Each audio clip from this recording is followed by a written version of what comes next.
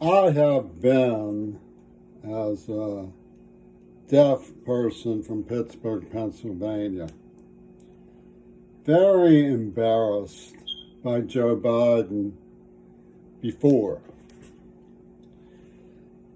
But I was alone in this apprehension. I will describe why by and by.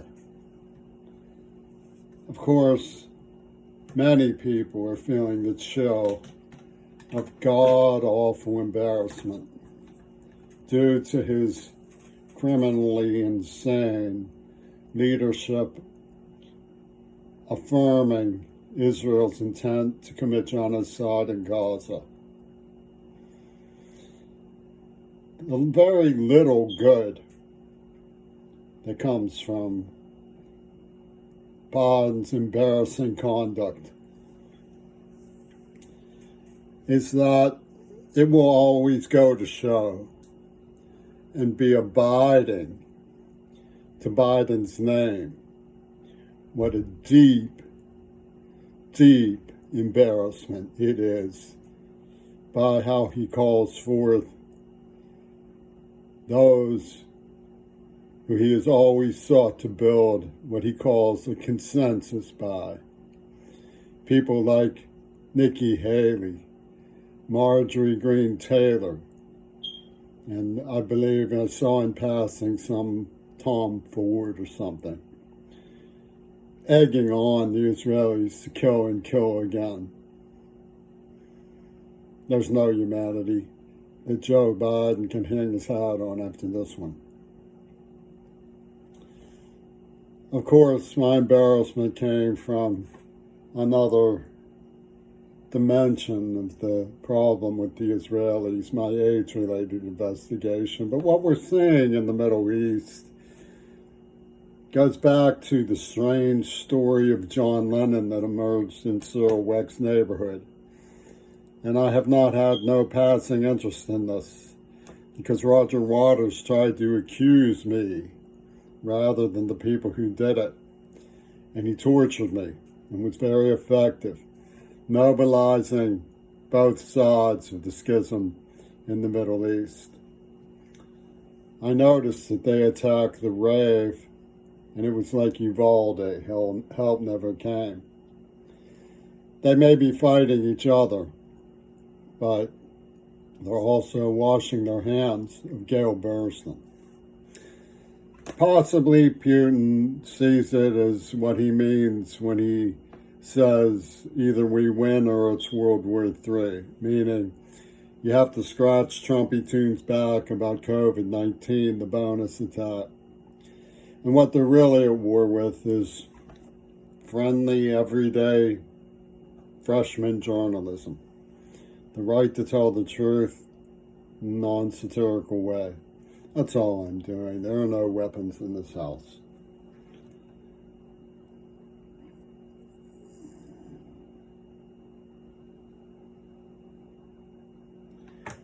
When John Lennon died, I had the misfortune of being around one of the gutter snipes.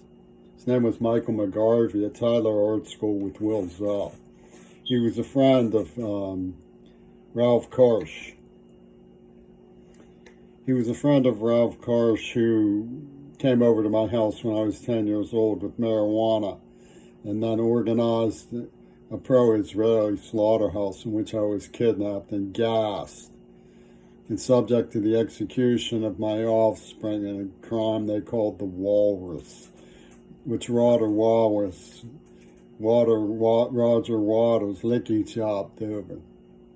As a fundamentalist slayed my father and scribbled Green Party Donahue on his obituary and set up Two Virgins Pussy Ball for the pornographers from the Neva Corporation working with the Black Panthers on the white. Pretty sad and scary story, but you can see Karsh's picture on the internet with two Arabic-looking guys in section 119 of a stadium, probably Three Rivers Stadium. McGarvey was accompanied that night with Beekeeper Bill. He kept telling me Chapman was a Manchurian candidate. He'd never remember who he was. I didn't really believe those stories. I didn't think Chapman had a Manchurian Candidate characteristic.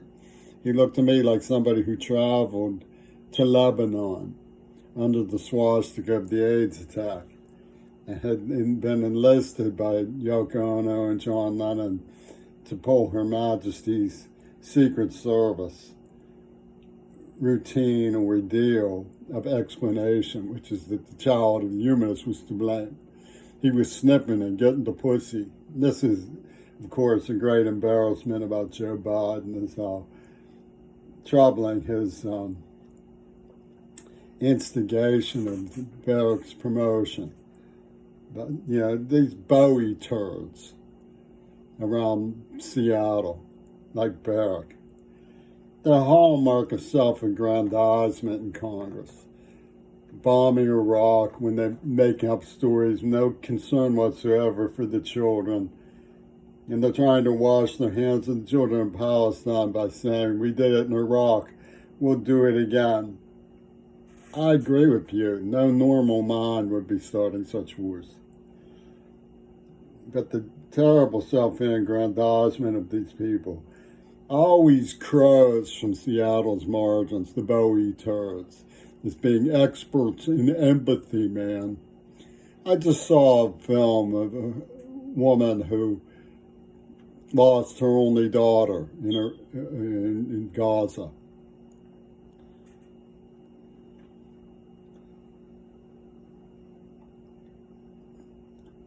Their idea of empathy is that she lacked it because she didn't save her daughter's life. Wow, that's insightful. That's Seattle's idea of empathy. They think if you fail, try and fail, you're washing your hands of something. It's impossible to try to reason with such people. The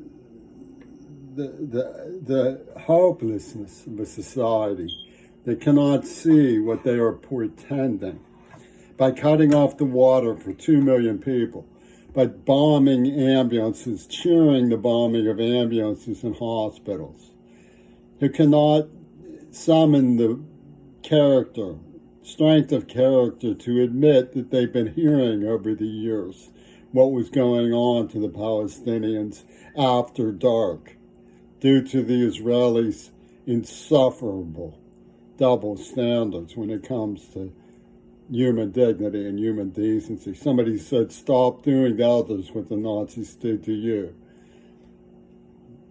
They haven't started yet, and Joe Biden is egging them on. Joe, you're an embarrassment. Step down.